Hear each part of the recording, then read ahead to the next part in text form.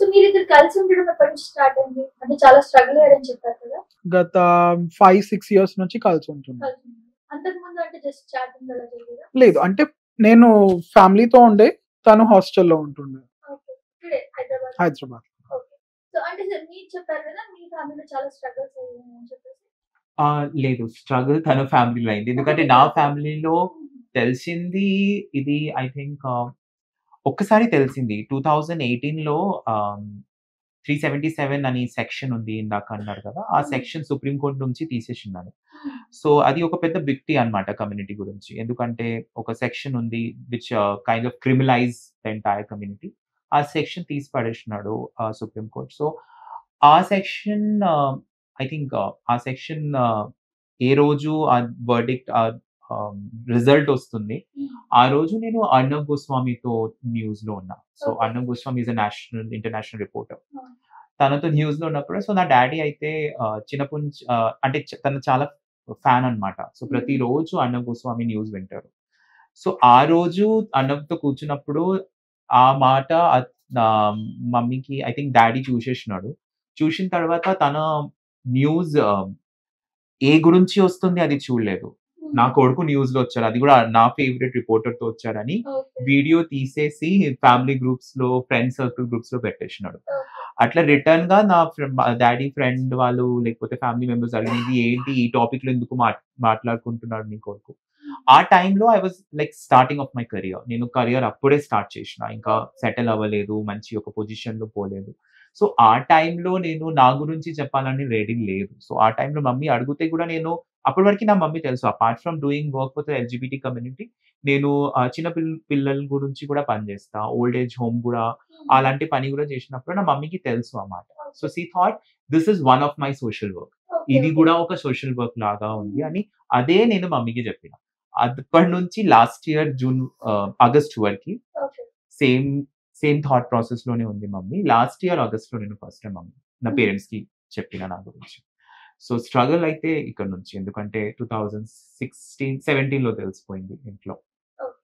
So Anil గారు మీరు చెప్పండి. మీ ఫ్యామిలీలో కూడా చాలా స్ట్రగుల్ అయ్యి ఉంటారు కదా మీరు? యాహ్! సో, బేసిక్‌గా 2017లో మేము ఏదైతే ఫౌండేషన్ ద్వారా ఈవెంట్స్ అనేది ఆర్గనైజ్ చేస్తా ఉంటే, మావి ఫోటోస్ కానీ, అవి తీసుకొని మా పేరెంట్స్‌కి చూపించడము. అండ్ మా ఐడెంటిటీస్ బయట పెట్టడం జరిగింది. ఏందంటే ఇప్పుడు మన పేరెంట్స్‌కి ఇదంతా కొత్త అన్నప్పుడు బేసిక్‌గా ఎట్లుంటదంటే, మనం చెప్పినప్పుడు అర్థం చేసుకొని ప్రాబబ్లీ వాళ్ళు ఓకే అంటారో, లేకపోతే కొంచెం టైం తీసుకుంటారో అది వేరు. కానీ వేరే వాళ్ళు మనల్ని నెగెటివ్‌గా పోర్ట్రే చేస్తూ చూపిస్తే ఇంకా మన పేరెంట్స్ ఇంకా భయపడిపోయి ఏదేదో చేసేస్తారు. సో, నాతోని కూడా అదే అయింది. కొట్టడము, తిట్టడము, నా ఫోన్ లాగేసుకొని హౌస్ అరెస్ట్ చేయడము, సైకియాట్రిస్ట్ దగ్గరికి తీసుకెళ్ళడము, నా బట్టలన్నీ ఇప్పేసి, నా ప్రైవేట్ పార్ట్స్ సరిగ్గా గ్రో అవుతున్నాయా లేదా, నా కన్సెంట్ లేకుండా అండ్ మెంటల్ హాస్పిటల్స్ తీసుకెళ్ళేసి షాక్ ట్రీట్మెంట్స్ ఇప్పించడము. 7 డేస్, 8 డేస్ అసలు దునియాకి అసలు సంబంధం లేకుండా మొత్తము లాక్ చేసి ఉంచడము. అలాంటివి చాలా జరిగాయి. అండ్ నన్నొక బాండ్ రాయమన్నారు. సైకియాట్రిస్ట్ దగ్గర తీసుకెళ్ళినప్పుడు హైదరాబాద్‌లో one of the largest mental health hospital అన్నమాట అది. ఓకే. అక్కడ ఎళ్ళినప్పుడు ఏం రాసినారంటే వాళ్ళు షాక్ ట్రీట్మెంట్స్ కాకుండా ఇంకా నెక్స్ట్ లెవెల్ స్టేజ్‌లో ట్రీట్మెంట్ ఇస్తారు. అండ్ ఒకవేళ నాకేమన్నా అవుతే హాస్పిటల్ మేనేజ్‌మెంట్ రెస్పాన్సిబుల్ కాదు అన్న అది రాయమన్నారు. అండ్ మేము పని చేస్తున్నప్పుడు మా ఫ్రెండ్స్ ఆల్రెడీ ఇట్లా షాక్ ట్రీట్మెంట్స్ ఇట్లాంటి ట్రీట్మెంట్స్ తీసుకొని చనిపోయిన వాళ్ళు ఆల్రెడీ చాలా మందున్నారు. వాళ్ళ పేరెంట్స్‌కి ఎటువంటి బాధ, సిగ్గు లేదిప్పుడు. సరే చనిపోయాడు గదా! సరే చనిపోయాడు. మాకు పరువు అట్‌లీస్ట్ మిగిలిపోయింది అన్న సిట్యుయేషన్‌లో వాళ్ళు ఉన్నప్పుడు నాకర్థమైందేంటంటే, నేను ఒక్కసారి ఆ బాండ్ మీద రాసి సిగ్నేచర్ చేస్తే ఇంక నా లైఫ్ నా చేతుల్లో ఉండదని చెప్పేసి, ఆ రోజు అది డీమానిటైజేషన్ టైమ్. ఆహ్, నైట్ ఇంటికెళ్ళాము, కొట్లాడాము ఫుల్ అదయింది, ఇదయింది. నైట్ 1:00 అన్ని డోర్స్ లాక్ చేసేసి నేను ఇంట్లో నుంచి ఎస్కేప్ అయిపోయాను. ఆ రోజు ఇంట్లో నుంచి ఎస్కేప్ చేశానంటే 2017లో ఇప్పటి వరకు మళ్ళీ మా ఇంటికెళ్ళలేదు. అలా. కాల్స్ ఏం రాలేదు. కాల్సొచ్చాయి. చాలా మధ్యలో బెదిరింపులొచ్చాయి. తర్వాత ఎమోషనల్ అత్యాచారం వచ్చింది. అండ్ మధ్యలో 2 ఇయర్స్ తర్వాత మా మమ్మీకి హెల్త్ బాలేదని చెప్తే వెళ్ళడం జరిగింది. అది ట్రాప్ అని తర్వాత తెలిసింది. ఒక 40 మంది మొత్తం గుమిగూడేసి మర్డర్ చేయడానికి ట్రై చేశారు. అండ్ నన్ను 2 టైమ్స్ మర్డర్, మా పేరెంట్స్ 2 టైమ్స్ మర్డర్ చేయడానికి ట్రై చేశారు. రెండే 2 ఆప్షన్లు ఇచ్చారు. మాతో ఉండి అమ్మాయిని పెళ్లి చేసుకో, లేకపోతే చచ్చిపో. మరి ఒక అమ్మాయి జీవితం నాశనం చేసినట్టే అది కదా. వాళ్ళకి అర్థం కాదు కదా! ఎంతో మంది ఇప్పుడు మా కమ్యూనిటీలో గేస్ అయి ఉండి కూడా చాలా మంది పెళ్లి చేసుకొని సంసారంతో పిల్లలతో ఉన్న వాళ్ళు ఉన్నారు. కానీ వాళ్ళు హ్యాపీగా లేరు. రేపు సీక్రెట్‌గా మమ్మల్ని కలిసి వాళ్ళ బాధలు చెప్తా ఉంటారు. చాలా మంది డివోర్స్ అయిన వాళ్ళున్నారు. చాలా మంది కోర్ట్ కేసెస్ నడుస్తున్న వాళ్ళున్నారు. సో, నేను అది కూడా అదే చెప్పడం జరిగింది మా పేరెంట్స్‌కి. నేను పెళ్లి చేసుకుంటే ఒక అమ్మాయి జీవితం నాశనం అవుతుంది. నా జీవితం నాశనం అవుతుంది. రేపొద్దున 2 ఫ్యామిలీస్ కోర్ట్ మీద కొట్టుకోవడం జరుగుతుంది. మీ ప్రాపర్టీ ఆదా ఆమెకెళ్ళిపోవాల్సొస్తుంది. అది చాలా పెద్ద అవి అవుతా ఉంటాయంటా గూడా వాళ్ళకి పరువు ఇంపార్టెంట్. రేపొద్దున సొసైటీ ఏమంటారు? రిలేటివ్స్ ఏమంటారు? అదే ఇంపార్టెంట్ కానీ తన కన్న కొడుకు ఏమనుకుంటున్నాడు అనేది ఇంపార్టెంట్ కాకుండా పోయింది.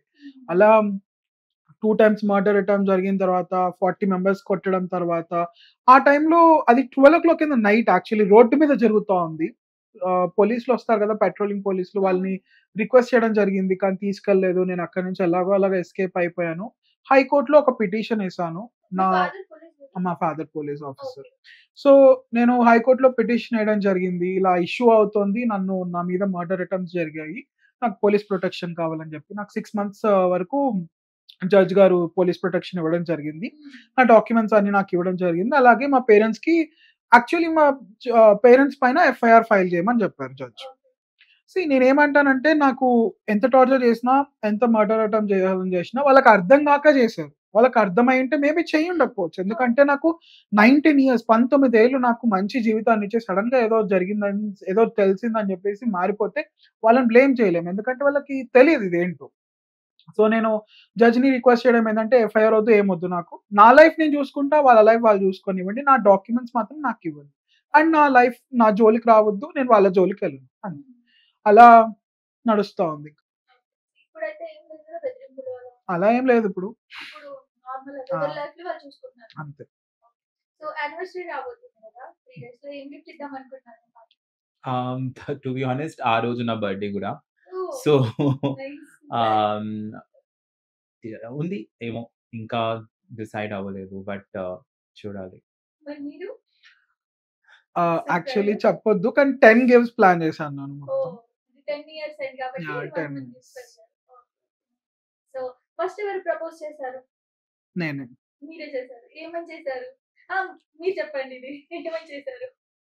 ఓకే. సో, ఆహ్, నేనప్పుడు ఇంజినీరింగ్ సెకండ్ ఇయర్‌లో ఉన్నా. So, to be honest I was struggling with the language, hmm. Food, place. ఎందుకంటే కొత్త ప్లేస్. నేనెప్పుడు హైదరాబాద్‌కి రాలేదు దాని ముందు. సో, ఆ స్ట్రగుల్ మధ్యలోనే ఆహ్, తనొచ్చి కలిసారు. సో, టు బి హానెస్ట్ మన కమ్యూనిటీలో ఆ టైం ఇప్పుడు గూడా ఉంది. కానీ ఆ టైంలో ఇష్యూస్ చాలా ఉన్నాయి. ఫస్ట్ ఆఫ్ ఆల్ నేను ఒక కమ్యూనిటీ నుంచి డిస్క్రీట్‌గా చాలా మంది ఉన్నారు. దాంట్లో కూడా 99% పీపుల్‌కి తెలుసు. ఓకే. నేను ఎంత ఇప్పుడు అబ్బాయితో తిరిగిన తర్వాత గూడా ఒక ఏజ్ తర్వాత నేను ఒక అమ్మాయిని పెళ్లి చేసుకొని నా లైఫ్ నేను చూసుకుంటా. చాలా మంది మన ఉన్న ఏజ్ గ్రూప్‌లో నేనున్న ఏజ్ గ్రూప్‌లో చాలా మంది అట్లానే చేస్తారు. అవును. ఇప్పుడు వాళ్ళు స్ట్రగల్ అయితారు అది డిఫరెంట్. ఎందుకంటే cheating is not only if you have extra marital affair with a woman. ఒక అబ్బాయితో కూడా పెళ్లి అయిన తర్వాత రిలేషన్ పెట్టుకొని ఉంటే అది కూడా ఒక చీటింగ్ కిందనే వస్తది. అవును. సో, ఇది మన కమ్యూనిటీలో because of society pressure, family pressure చేసుకున్న వాళ్ళు చాలా మంది ఉన్నారు. సో, ఆ టైంలో I was also learning about myself ఇందాక చెప్పినా కదా! సో, నాకు నా గురించి కూడా అంత అవగాహన లేదు అప్పుడు. సో, నేను కూడా నేర్చుకుంటున్నా. So, but then first meeting was very good. First time కలిసినప్పుడు I mean there is lot of story ఒక ట్రాజెడీ కూడా అయింది. ఆ రోజు యాక్సిడెంట్. యాహ్! ఫస్ట్ మీటింగ్‌లోనే యాక్సిడెంట్ అయింది. వి వెంట్ టు హాస్పిటల్ అక్కడ.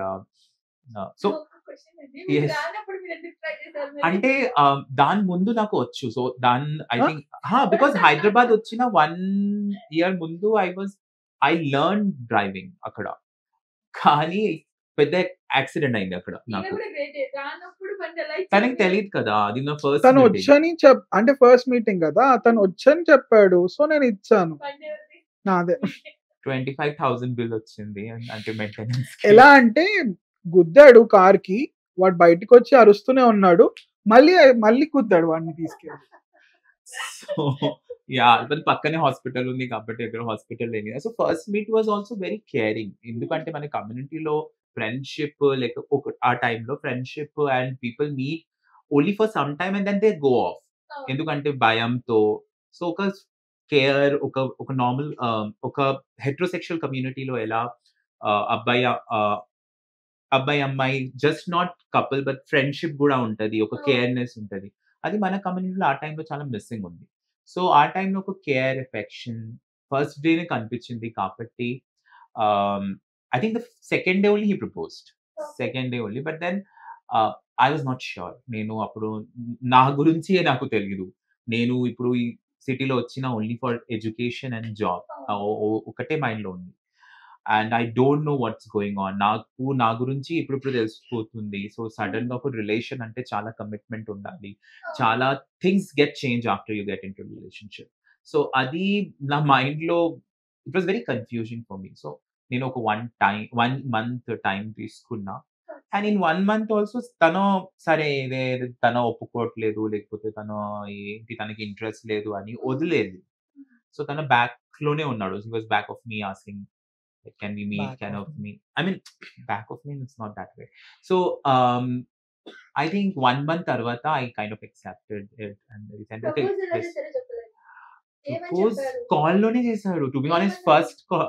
So I love you. I just want to travel with you for my entire life. I just want to spend నా మొత్తం ఇంకా ఫ్యూచర్ జర్నీ కూడా మీతోనే ఉండాలని. ఎందుకంటే చాలా మంది కమ్యూనిటీలో అంత సీరియస్ ఉండవు లైఫ్ తీసుకొని దానికి. లేకపోతే తన సెక్షువాలిటీలో అంత కంఫర్టబుల్ కూడా నేను తక్కువ మంది చూషినా. సో నేను నీ పైన నాకు ఆ ఫీలింగ్ ఉంది. నీ పైన నాకు ఆ నమ్మకం ఉంది కాబట్టి I want to travel with you అని అన్నాడు ఫోన్‌లోనే. It was very casual. To be honest దాని తర్వాత ఇట్లా మీడియాలో లేకపోతే వేరే వేరే ప్లేసెస్‌లో ఎక్కువ ప్రపోజ్ అయింది. కానీ first proposal was not very cinematic. It was okay. Just a casual propose on call. ఇప్పుడు చేద్దామా మనం కొంచెం? మీరే చేశారు కదా ఫస్ట్. సో ఈసారి మీరు చేయండి. పాపం ప్రతిసారి ఆయనే చేశారు. లేదు లాస్ట్ టైమ్ తనే చేశారు. లాస్ట్ టైం నేను చేశాను. ఇప్పుడు మీరు చేయాలి కదా మా ఇంటర్వ్యూలో. ఓకే. ఇద్దరు చేయండి. ఫస్ట్ మీరు తర్వాత మీరు. డిఫరెంట్ గా ఉండాలి చూడండి. కొంచెం oh! That's very bad to do. నేను చాలా నర్వస్‌గా ఉంటా కెమెరా మీద కెమెరా ముందు ఇంట్రోవర్టా చేయాలి. మీరు? చాలా చాలా చాలా ఇంట్రోవర్టా? అవును. ఓకే. చాలా. I mean obviously camera open అయితే నేను ఇంట్రోవర్ట్ అయిపోతా. నార్మల్‌గా అయితే మీరు ఇంట్రోవర్టా? నేను ఒకప్పుడు ఇంట్రోవర్ట్ ఉంటుండే. ఇప్పుడు ఒకసారి ఒక కంఫర్ట్ జోన్ అనేది క్రియేట్ అయిన తర్వాత you will only ask me can you please shut your mouth అట్లా. సో ఎవరు చేస్తారు? మీరు చేయండి first. Okay. So um 10 years we travel together and I think we see a lot of చాలా difference చూసినాం. చాలా గొడవ అయింది. ఒక రేంజ్ లో గొడవ అయింది కొన్ని ప్లేసెస్ లో like but we all know that we both know together మన ఇద్దరికి తెలుసు that ఒక జనరేషన్ ఒక 10 is a decade, right? ఒక 10 years together ఉన్నాం. చాలా మంది బయట గెట్ ఇన్‌స్పైర్. ఎందుకంటే మన కమ్యూనిటీలో ఒక రిలేషన్ అని ఒక లాంగ్ టైమ్ వరకి నడవాలంటే చాలా కమిట్మెంట్ ఉండాలి. చాలా చూసుకోవాలి family, society, many things come into picture. ఇందాక నువ్వే అన్నావు that many people did also came and joined or try to come in between us. కానీ అన్నీ మనం అడ్జస్ట్ చేసి ఇక్కడి వరకు వచ్చినాం. చాలా మంది మనం చూసి ఇన్‌స్పైర్ అవుతున్నాడు. So I would definitely like to take this ahead. 10 ఇప్పుడు ఇంకా 80 years maybe. I mean not more than that. So 80 years వరకి ఇట్లానే ట్రావెల్ చేయడానికి. So thank you so much for coming and I love you. Hindi में ओह! That's okay. Hindi में. नहीं, हिंदी में आप बस लव यू बोलो. मैं आपसे बहुत प्यार करता हूँ. सच में बहुत क्यूट है. अब आप सॉरी, फिर